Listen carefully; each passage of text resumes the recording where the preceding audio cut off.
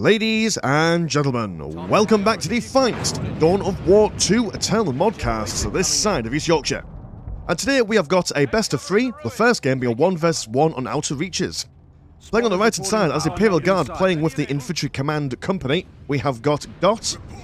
Playing on the left hand side as Space Marines for the Reserve Company Commander, we have got Gideon. This is very exciting. It's been a while since we've done a Eternal Mod 2 game.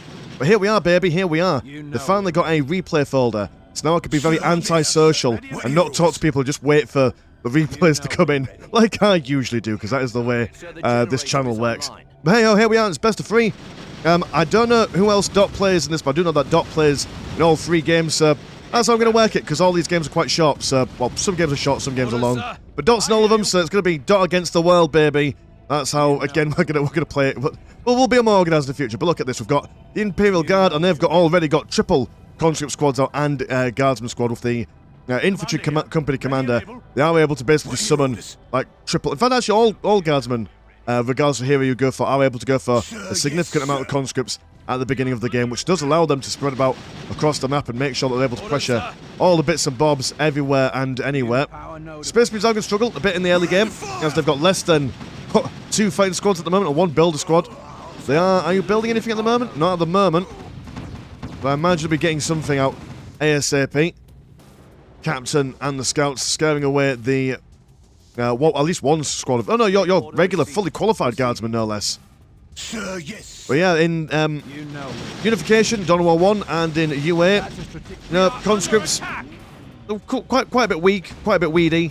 These guys do pack a little bit of a punch, not absolutely useless in combat. They do die quite easily, but amass them in enough numbers and they are a bit of a problem. So I've got to keep that in mind. My camera's going everywhere, I do apologise. My camera work in Dawn of War 2 is nowhere near as proficient as it is in the other games, as the smooth moving is with the middle button, which is crazy. But we do have the tactical marines there now, and they're going to run back. Short-lived, but they came out to say hello anyway. Are you playing as salamanders? Hold on, I can click on you, and then I can alt and turn. What badge have you got? You are salamanders. There we go. Punch the bloody general in the head. There we go. That's one way to defeat a guy in close combat. He's only human. He's not transhuman. Take him on. Shoot him down. I mean, they almost got him, so that's something. With the assistance of the Tech Marine and the Tactical Marines, scaring away another fully qualified guardsman squad. They are equipping themselves with some bayonets, which is interesting. I would not want to fix bayonets against a Tactical Marine, but there we go, managing to save themselves. They are quite beefy, are these boys? Not the easiest to kill in any regard, really, are the Space Marines. So if you're unfamiliar with you capturing a secure point or a strategic point, you are able to put a little bubble on it, which prevents people from capturing it for a little while. Kind of like a Dawn of War 1. We're also not seeing the victory points in these games neither. This is as close to a Dawn of War 1 game as you can get in Dawn of War 2, in my honest humble opinion. So there are no turrets anywhere, so you are able to assault the base, you are able to harass the structures and stuff. We're also seeing some plasma generators being built up in the Imperial Guards base, as well as a Tactica uplink for upgrades and stuff. I do believe that's what that's for. And from what I understand, if you build up plasma generators, generators near the slag deposits, it's a little bit cheaper than if you build them at home.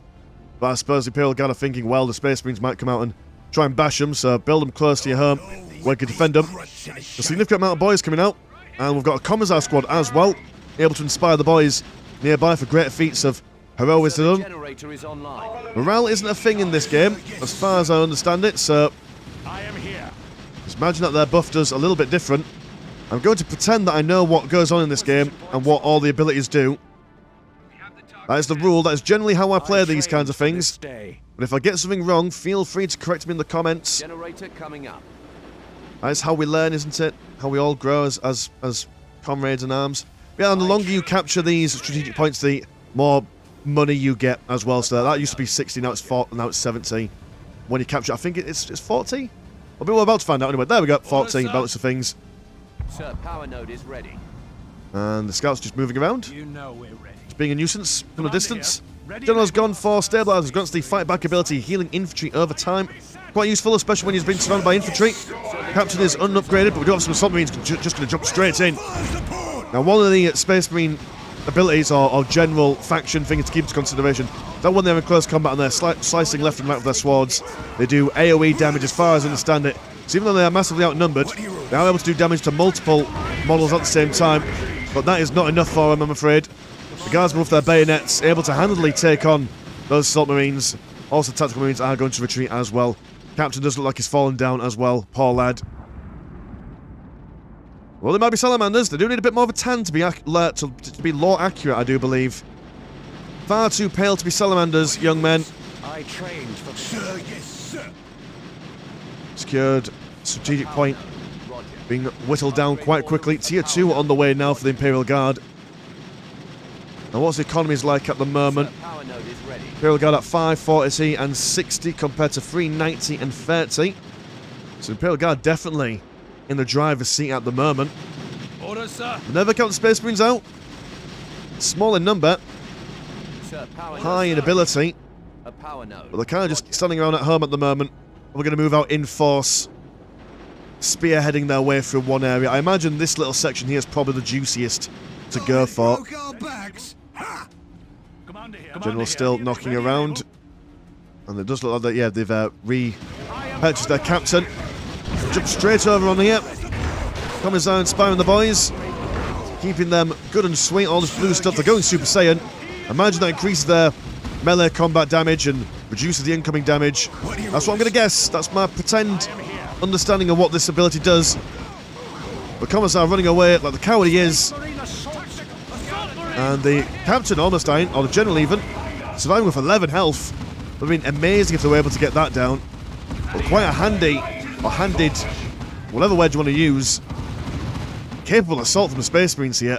Absolutely annihilating all the guardsmen that came into that path.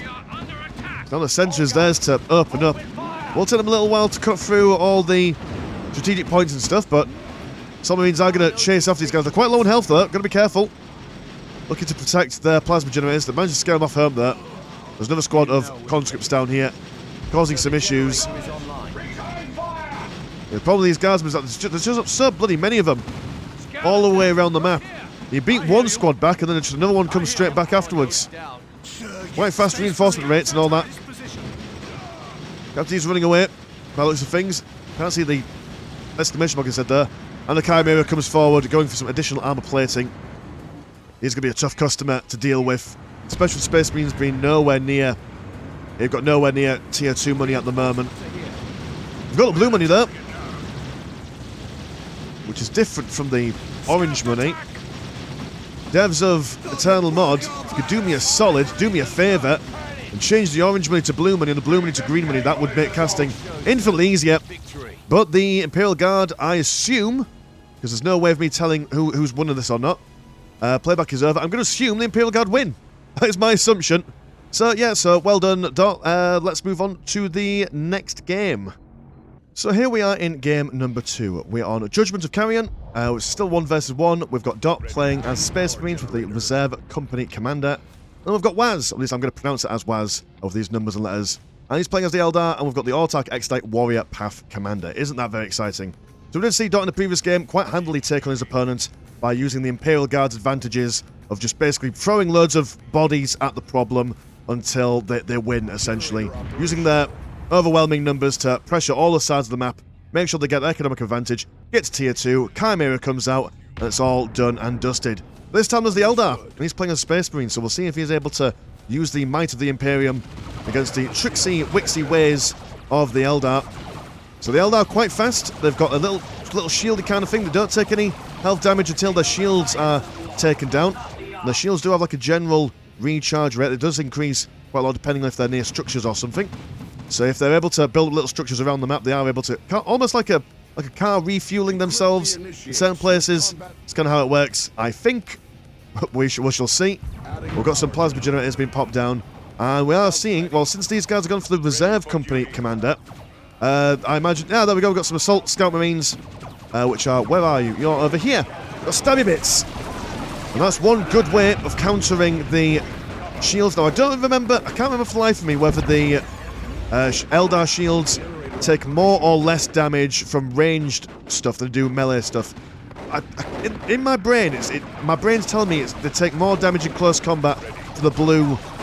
But we'll pay some attention. That does look like it does a lot of damage, to be fair, actually. The shotguns on these tactical marines. Going in for some punches as well. I'm going to run away there. Also have this sentry shuriken platform being summoned as well. Not quite getting any suppression on these guys. I'm just going to charge in, get him with some more stabby bits. The grim dance of the far future, when the spaceships, dreadnoughts, tanks, biggest problem for the Eldar is a good old-fashioned knife. Also got flame as well. This fire's also quite a vibe.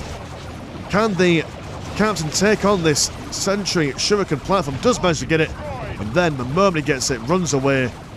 Tail in between his legs, but he's done the job. He's done the job. Now, Space Marines, have you captured? You've more or less got half the map, but a lot of pressure coming on you at the moment. Need to be able to do something about it. These Guardians, so nimble, so quick. Just constantly bringing their shuriken cannons, catapults, whatever you call their guns. Causing issues. Look at the speed on those scouts, my goodness. Just sprinting with those flamers. Heavens to Betsy. Almost getting a squad wipe there. Just narrowly missing out on it. And now they're also infiltrated, so... Now, can the Eldar see the infiltration people? I imagine you are... Autar Extradite is a detector. It's very unfortunate from the perspective of these scouts, because the Guardians aren't. And not all heroes are, mind you. So it's just this dude. So very unfortunate, otherwise they would have had free reign of burning everything in the Eldar base. Captain, once again, trying to get through this secured strategic point, but not quite succeeding. Also got bearing in mind that the flanking is going on. Guardian Defender Squad over here, doing their bits and bobs, capturing the slag deposits. But the Space Marine Captain not taking no for an answer. He's saying leave our slags alone. They're not into sharing. Now these boys, quite handily, just murdering. Blood everywhere, my goodness.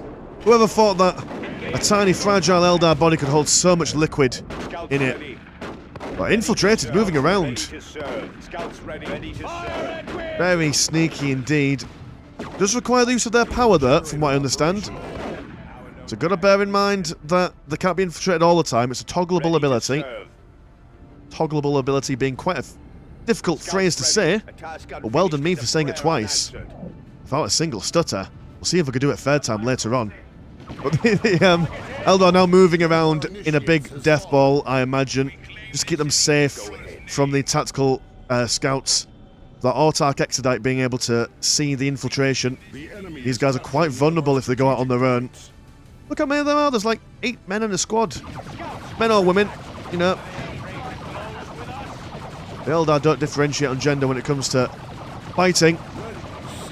Every able body is all that useful. You know, giving these scouts a bit of a taste of their own medicine. Eldar can be just as nimble, just as quick as the scouts. They reinforce themselves there. They're unable to go infiltrated if they've already been seen and then they go infiltrated. Oh, narrowly surviving. But now being spragged on by his friend. Here he comes in, just a desperate last stand. Here they come in, joining in close combat, forcing them to run away. Now the flamers continue. That's I don't know why I'm getting Scooby-Doo vibes from this. You know when Scooby-Doo jumps in one room and then the monster follows him and then he comes out of a different room? It's like that corridor scene. You know what I'm on about. I don't know why, but that's the vibe I got there. Anyway, I've got a Vol portal, research and vehicle production, as well as whatever it gets. Tier 2 for both players. That's quite exciting. Oh God, this is these guys shout. Have you ever seen Finding Nemo? Those seagulls that say mine quite a lot. That's what I'm getting there as well. But good lord, all the references all of a sudden. Captain, he's got his big old heavy bolter, but that did not save him for very long. He's going to run away. Good lord, that's a lot of firepower. A lot of firepower indeed. We are seeing a Dire Avenger squad. Oh, that's why the firepower's coming in, because we've got a Dire Avenger squad in there. Do a fair bit on the battlefield. Got some flamers on the way as well, but a dreadnought coming out for Dot over here. No anti-vehicle stuff at the moment for these guys. So dreadnought coming in. Especially if Alfarion close combat damage doing more damage to the shields holds up. Just coming into close combat, giving him a squeeze. But the Space Marines, though, playing with very little. Even though they've got such little on the field at the moment, they're doing a lot with it. Those scouts running in, giving a big AoE blast, suppressing all these guys. And then the Flamers then coming in. And here comes a Dreadnought. High five to the face. The Autarch Exarch straight away is like, no thank you. In fact, these guys are all also very keen on not being there at the moment. Which may be a little bit overkill. A little bit overkill. You could probably have then fallen back and gone for these spaces. Because the Dreadnought will take a little while to catch up on you. It's okay, better to be safe than sorry. Such as the Eldar way. Generator operational. Now that place is open for capture. Eldar now coming back in. Twice as aggressive. Oh dear! My goodness, that is one way to turn Eldar into Swiss cheese. Just open fire with your machine gun. We've also got the captain throwing in some bolter fire as well. Good luck. Support structure. I know that in Dawn of War 1 it looks like lasagna, but this just gives me more lasagna feels. The Eldar don't appreciate it whatsoever. No siree. What are you going to go for? That's the question. Golly boys, they're all repairing, or they're all regenerating their shields.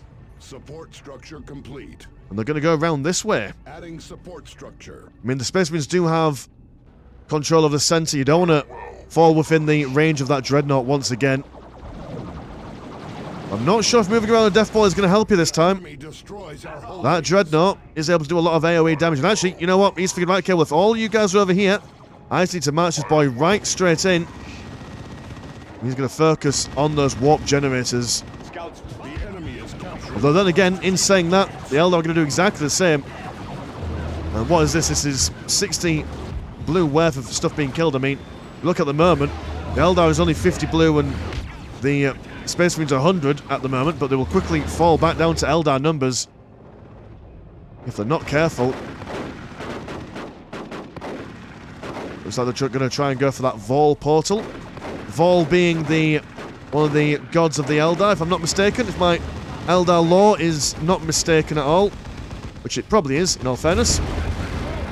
There was another Hail Mary of gunfire. That's one benefit of the Eldar using shields, you see. So that it's not just that they don't lose their main health, but it's also a benefit that they don't lose any models. Because these guys could lose, say, for example, half the health and lose only maybe one of their models, or they could lose half the health, lose a whole bunch of them, whereas these guys won't lose a singular model, making sure that their maximum DPS rate is as high as possible for the longest possible amount of time. It's quite a nifty little thing for them. They fight like elves, they will die like sinners. All these elves dead. There's a doorknob. By the Dreadnought. 2 Dreadnoughts now, actually. I mean, 1 Dreadnought's doing really well for him, so why not get a second one? And here comes another. It's just like mowing the lawn, isn't it? Except for that, instead of grass, it's just Eldar. Crispy Eldar being burnt to death. These guys are not having a pleasant death, are they? I know dying is, in general, is not a pleasant thing to do, but just especially with these guys.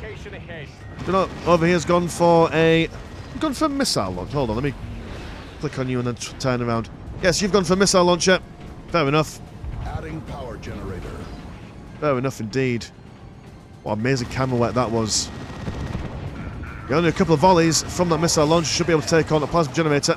And absolutely no anti-vehicle stuff coming in from Waz over here. It's gone for pure Dire Avengers. In fact, no, lies, that's Las Blasters improves the squad's overall range damage. Doesn't do amazing stuff.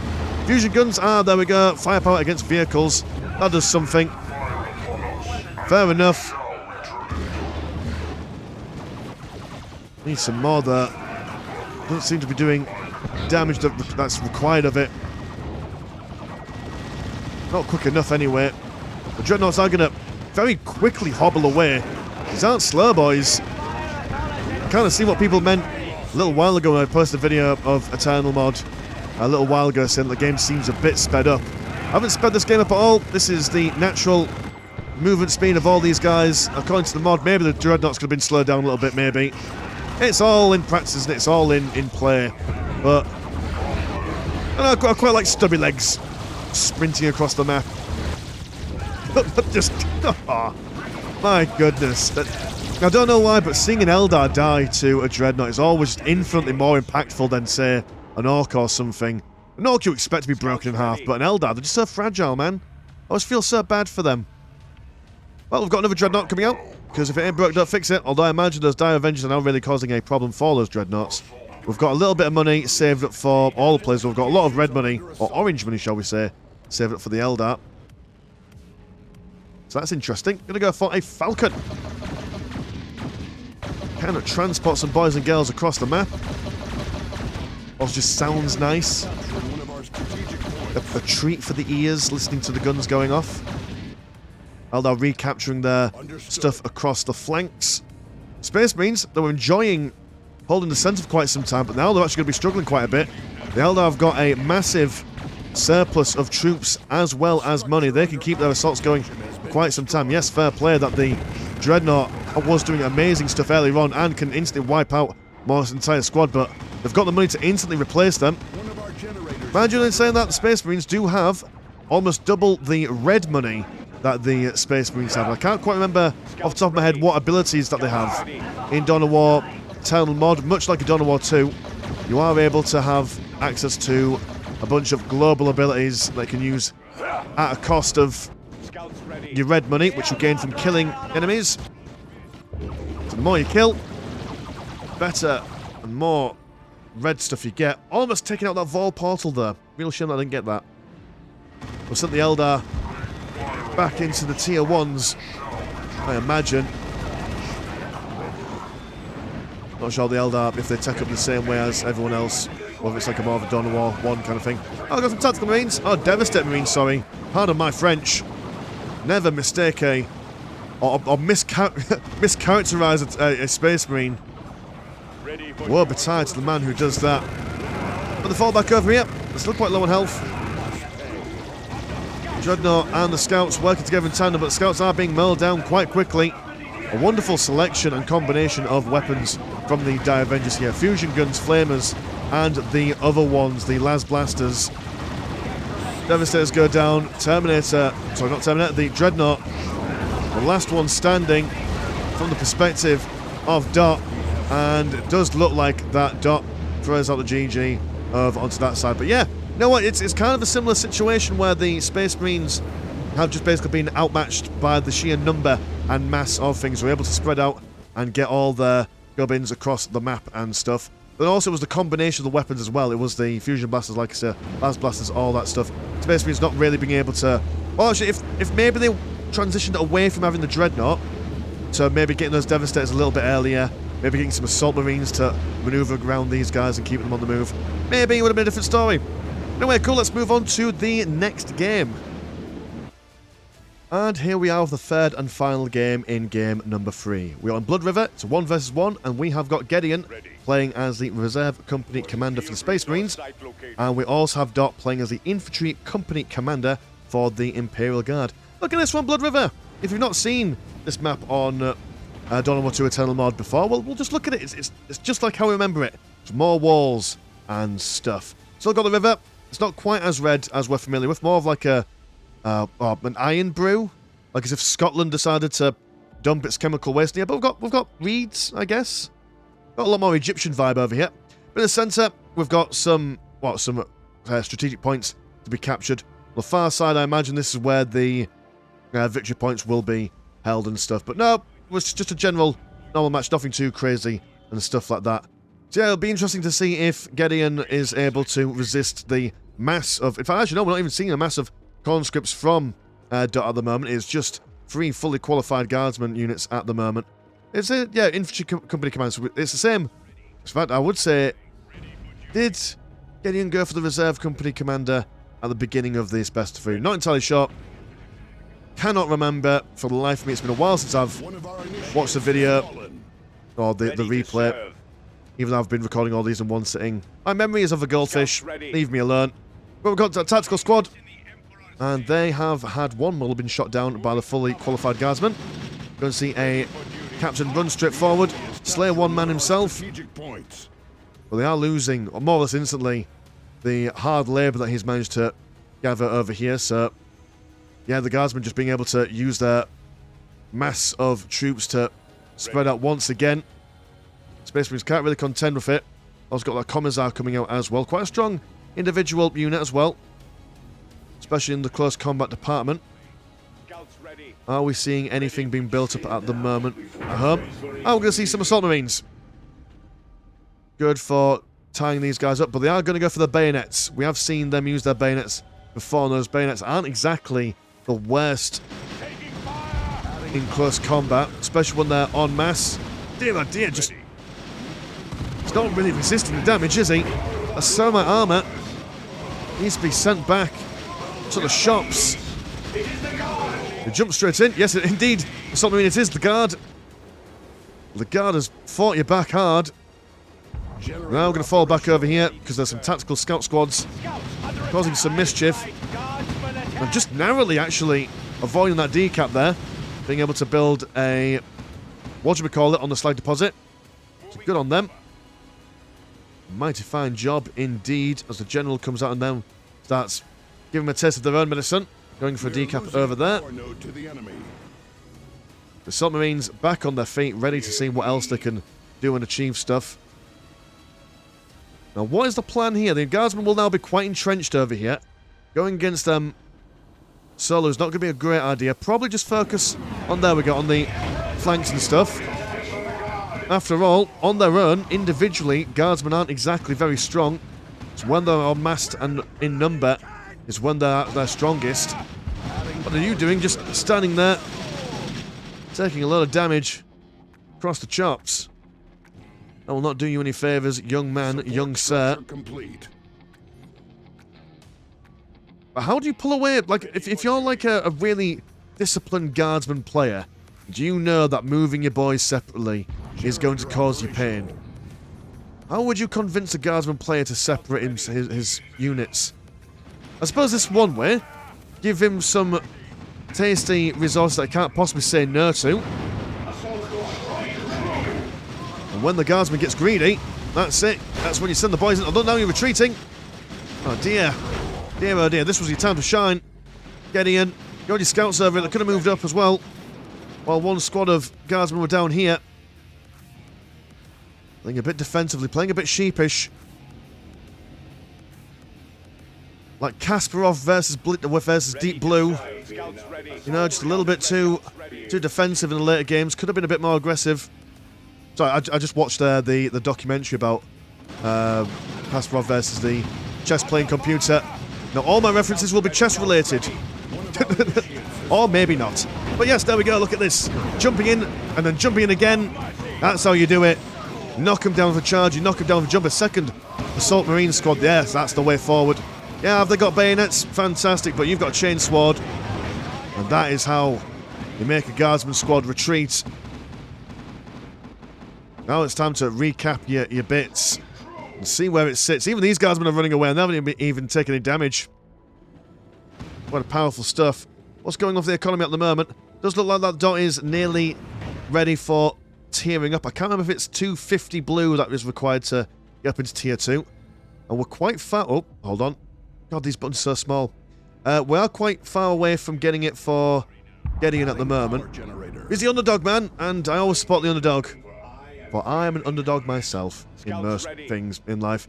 We could do it. Just build up more plasma generators.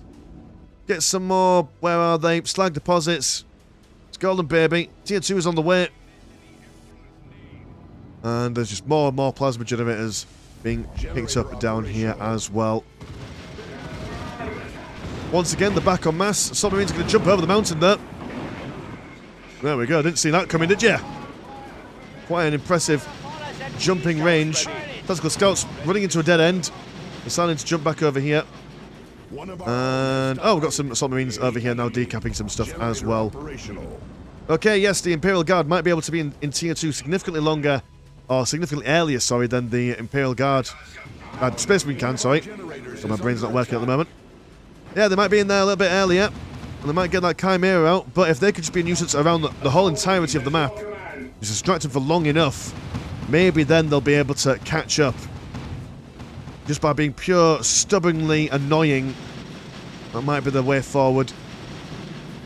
The Guardsmen doing exactly the same, coming down and decapping strategic points. Thankfully that all these delicious plasma generators are now free to a good home. Adding support structure. The Guardsmen, when they've got a Chimera down here, it's going to shoot down Tactical Scout. Very little in the way of care. And now the General, he's gone for a hot shot package, giving some hot shot las guns, increasing damage against infantry. And stabilizers, like we saw in the first game, getting it back into the fight ability, healing infantry over time. Tactical Marines standing in the middle. It's just them against the world. Can they hold on? Also got the Tactical Marine in there as well. Have you got money to buy things? Not much money really. Just going to give it a go, constantly reinforcing these Space Marines. The DPS is not available for these guys. Now the submarines are going to jump straight back in, chasing away the impending doom. Good God. That was a very close call. Thankfully those Space Marines are able to reinforce themselves at any given time when they're standing near their HQ. Scouts now also keeping their capping duties on board to make sure that they recap these stuff outside the base as well. But now everything being reset, they've lost all their blue money, or yeah, their plasma generators, so only 20 incoming blue at the moment. Space Marines have now got that all-important requirement of money to be able to take up into Tier 2. There we go. So it's on like Donkey Kong, baby. It's on like Donkey Kong. Can the Space Marines hold on and then purchase? Well, I mean, there's one thing to get into Tier 2, but there's another thing to get into Tier 2 and then purchase something of use. I imagine a Dreadnought, or would it be a Dreadnought? Would you go for a Rhino instead? I mean, I suppose you can either go for the Space Marine equivalent of a Chimera to keep yourself reinforced, or you could go for something to kill that. Because I imagine the Imperial Guard are able to reinforce themselves on top of the Chimera. So killing a massive infantry is going to be really, really difficult when this tank is up and running. So colour me curious, colour me a curious George, but I imagine the best way to take out this unit composition would be Chimera first. Then General with his blooming stabilizers. Commissar, I don't know. I'd say Chimera, then just whatever is available. Whatever's nearest. Whatever's your nearest and dearest. I'm going to go for some more plasma generators. What's the first thing to call it? It's going to be a Razorback. There we go, a Razorback. It's not a Rhino. Can you get Rhinos in this game? I don't know. I can't remember. Did you get Rhinos in Dawn of War 2? Just the regular vanilla. Again, that's another thing that I don't know. There we go, the Razorback is out and about. Tactical Marines are going to crawl inside. No one's going to see them coming. And that's one way to leave your base. Never mind this area here. It's going to go straight through the walls. Good man. Fantastic stuff. And they're just like, right, that's it. Get over here. You gits. Commissar inspiring the men, but they don't care. Guardsmen also gonna... No, sorry, the scouts are going to come in with some shooty bang bangs, but actually double Chimeras now. Oh, this is a little bit more than anticipated. Something being summoned in there. I imagine it could be a drop pod thing for reinforcements. Oof. There we go. So these guys are now able to reinforce themselves. Long period of time, although odd placement. Could have put it smaller, well, close towards it being in the middle, but I suppose they want to get it into close range combat, because it does have only 75 health. And my goodness, there used to be Imperial Guardsmen standing here, but there just all of a sudden isn't. What an epic potential comeback. Chimera going to go down again. And there we go. I imagine that Dot decides, you know what, fair play to you. What an absolutely fantastic match that was. That was generally skin of the teeth, Salamanders being able to bring it back. But I mean, that's not to say that Dot didn't do a fantastic job neither. Keeping that pressure up the entire game, with his multiple units and stuff and those double chimeras. I thought when I saw that second chimera that was it, game over, but that drop pod in the last minute being able to just save the assault squads and being able to reinforce them and stuff. It's a shame. Dot vs. the world, oh, just one game away from success there, but not quite. So yeah, cheers for joining us. Patreon, Discord, links, description below. I've been recording for a while. My brain is tired. So I'll see you in a bit. Peace.